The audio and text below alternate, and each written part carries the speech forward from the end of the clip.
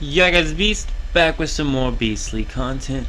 Today we are going to be covering how to do the best run of Phase 1. So this is going to be showing you how to get as strong as possible. This is going to make Phase 1 absolutely a blast for you. So the first thing we're actually doing is crafting a full set of Tier 1 armor. You can get the materials required to get Tier 1 armor just by doing any settlements located in the low-level Daytona areas. Doing settlement clears is just so easy. You go into the settlements, you loot their storage containers, you can even kill the enemies if you want. You also need to be getting yourself a Tier 1 weapon. You're going to want to be calibrating all of these Tier 1 gears into Calibration 2 with the maximum calibration they can get, including your gun, specifically your gun. Hopefully you brought all your blueprints with you. Hopefully you had a blueprint from the Season 1. This is for returning players, not new players, because we're going to be using returning player tactics. I've already had anything cleared missions and such. Take a little ahead compared to some other people, and we're also going to be doing that for Phase 2 in the next video. But this is Phase 1. I did start with only 1 day left of Phase 1 because I joined a server that had already started 5 days ago. Which was completely fine for me to catch me up, and I figured I'd catch up in the second phase. We are going to be losing out on the 4,000 purification star crom. We're mentioning that a little bit early in the video, but yeah, you're going to want to go ahead and get those 40 purifications done. You will have 7 days to do it if you did start at the beginning of your server, so you'll have a little less of a time stretch, as I did. I was more worried about getting my Tier 1 armor, having weapons and armor that would even be able to kill anything. For now, we did make the SCR Outsider as our Tier 1 gun. However, we are also going to be making our Corrosion Shotgun because it is a OP gun, and we are going to be getting its blueprint up a whole bunch. The other thing to note on is all of your mods did transfer, so you can go ahead and equip all of these bad babies to your Tier 1 armor and be getting somewhat of a decent stat boost. And once the calibrations are done, you can actually clear enemies in Ironside at any level with this stuff. Pretty crazy. And the main thing you're going to Ironside for is to actually be getting yourself some Tier 3 armor and weapons. You're going to want to make sure you have your Tier 1 armor all the way calibrated up maximum so that you can skip Tier 2 and just go ahead and head straight to Ironside. But that is farther into the video. Like I said, there are some steps you want to do first. We did just get all of our Tier 1 gun, our Tier 1 armor crafted up. Now, as you know, last video I did go ahead and tell you, and this was how to get a good start, just right off the bat, a good start. I told you to get your garage unlocked. The only other thing you have to do is actually get the motorcycle unlocked, and same for getting the garage unlocked. All you have to do is explore the low-level settlements like Thruwville or any of the other nearby settlements, and you will be getting the parts that you need when you come back and salvage those materials that you did gather. But as you can see here, once you get your motorcycle, really the next thing to do is basically going to be heading to Ironside. But before that, I do believe there's going to be some other things here. As you can see just here on the map, there are some rift anchors here. We are going to actually go ahead and do all of the Daytona wetlands rift anchors and clear the boss, because we are already level 10 anyway, so we should be able to clear the boss no problem. So the first thing you want to do is clear all the rift anchors. Once you have the motorcycle unlocked, getting to the rift anchors is so easy. Once you do 4 of them, you can go challenge the Ravenous Hunter. We'll go ahead and explain to you just a little bit the mechanics of the Ravenous Hunter, but I definitely recommend doing this because last video I got you to level 10, I think actually level 13, like, you know, instant. Tier 1 armor, all calibrated out. Tier 1 gun, calibrated out. You're going to clear through this guy in no problem.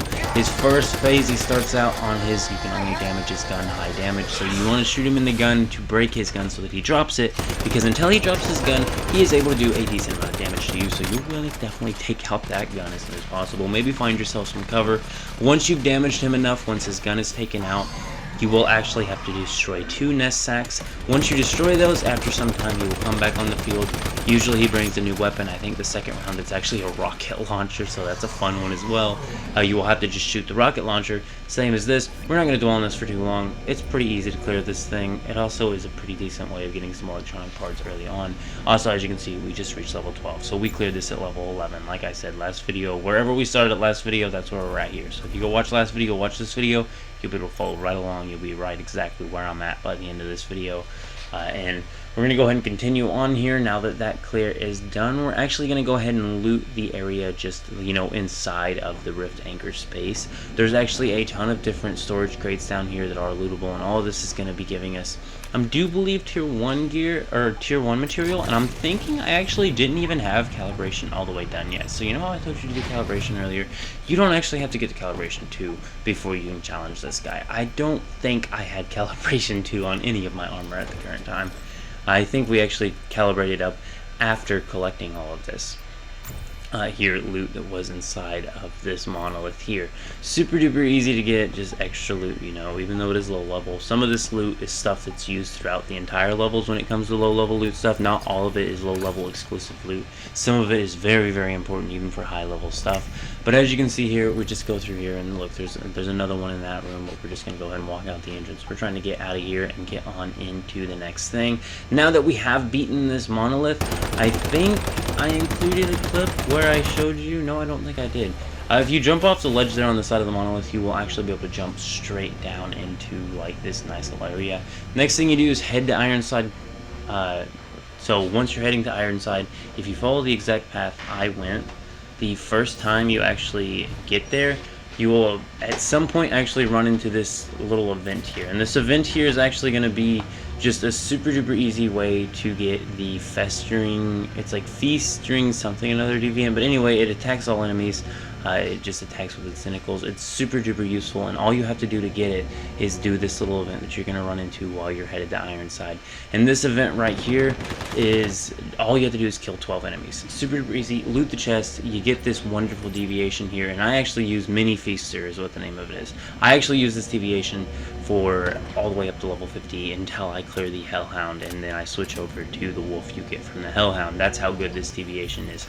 Super duper early pickup and definitely worth it because it's going to be helping you kill enemies and everything else, making things super easy. The next thing we're actually going to do that we've bought out the guns that we want from the shop already, is do a 10,000 summon on the very first gacha because it does have our corrosive shotgun in it, and we're trying to get our weapons started up.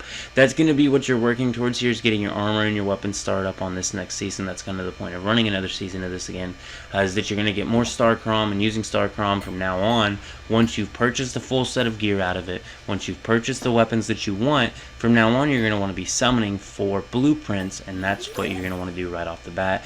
For those of you who wiped out all the Prime Wars and did all of the seasonal goals, I was missing one single seasonal goal reward for Star Chrom. It was like 2,000 or something. You may have been more to like 20,000 Star Chrom, so you could have done 2 rotations of this. It's 10,000 per rotation. I was able to get not only just a drop for the frags of my corrosive shotgun, but another drop of it, and then I also got a drop for my mask piece, and it's actually a good amount, and I was able to start my mask piece, and my mask piece is actually my key item for my power surge build. So my power surge build's key item is now a 2-star. That's going to be allowing me to do even more damage, even though we don't have everything tier 5 yet, and our mods are already maxed out, which is another crazy thing about this game. Now, some other things I'm going to tell you, even though I started with only 1 day left of Phase 1. For those of you who have multiple days left, you need to get your purifications done. That's what you're going to be working on now. The next thing is, this is the last region you're actually allowed to explore.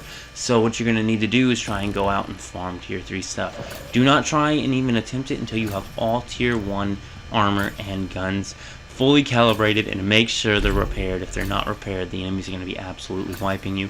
You're going to want to be killing enemies there, at least where they're around the storage crates. Be safe while you're doing it, otherwise you're going to have a terrible time. You're going to be dying all the time, but you do want to be going out and getting your tier 3 armor so that when you start Phase 2, you can start at tier 3 armor. However, for those of you who don't have tier 3 armor by the start of Phase 2, my guide over Phase 2 will be covering 1 tier 3 armor piece and a tier 1 armor piece, and I don't even think we had the tier 3 at the beginning of it. So don't worry, I got you covered no matter what. But like I said, just go do the settlements. I'm not going to show that on the video. I just don't think it's something I have to show because it's pretty simple to do. But once again, get your 40 purifications done for week 1. I missed them. I missed 4,000 Star Chrom out of that. That's what purifications are worth. The next thing is, of course, to just go ahead and get tier 3 armor farmed up. You don't have to. It's not a mandatory. The tier 1 armor can technically carry you a little bit farther than that even. But yeah, and as you can see here, we're just upgrading our blueprints here. Our shotgun is actually at 3-star, I'm thinking, and it may even go to 4-star here. It's either really close to being a 4-star or it went to 4-star, and it looks like it's very, very close to 4-star. So hopefully another 10,000 into that first banner, and we'll be able to get this shotgun at 4-star and get to see what it's doing at 4-star. It's already an amazing shotgun. I can't wait for you to see Phase 2, because in Phase 2 we actually have it at tier 3 max calibration, and it is definitely a very, very good gun. It makes Phi a super easy run. You can literally just run Phi if you want to level 30 on Phase 2. I mean, it's a very nice guide. We'll have a Phase 2's guide out shortly. We are already in Phase 2 after all for this. But this is Phase 1's guide. I couldn't show you purifications. I couldn't show you getting all the Tier 3 armor in Phase 1 because I didn't have the 7 days. For those of you who started on a server that just started like a wise person, you will have 7 days to do Phase 1, and you will be getting that 4,000 Star Crom. I sacrifice Star Crom from time to time to have content out quicker, so y'all can enjoy the content and y'all can get this stuff. I'm not too worried about 4,000 Star Crom. I already like my build. I have pretty good stuff already, and there's a ton more Star Crom to come in Phase 2 and beyond in this season. So, can't wait for Way of the Winter, but I do believe this is about the end of it. I'm thinking we have like one more thing we're going to be covering. I mean, aside from going ahead and moving your territory here, this is a great place right here, just off the side here. I always like to put my base around here, then you can put your purification chamber down, and you can do your 40 purifies here, super duper easy. You can also go ahead and start pumping water here. That is something I highly recommend to do, is get your water pumps unlocked and start pumping water out of here while you are camping here, because in Phase 2 you're going to be heading somewhere else. But I do believe this is about the end of the video. Go ahead and leave a like on it if you did enjoy it, and keep it beast mode.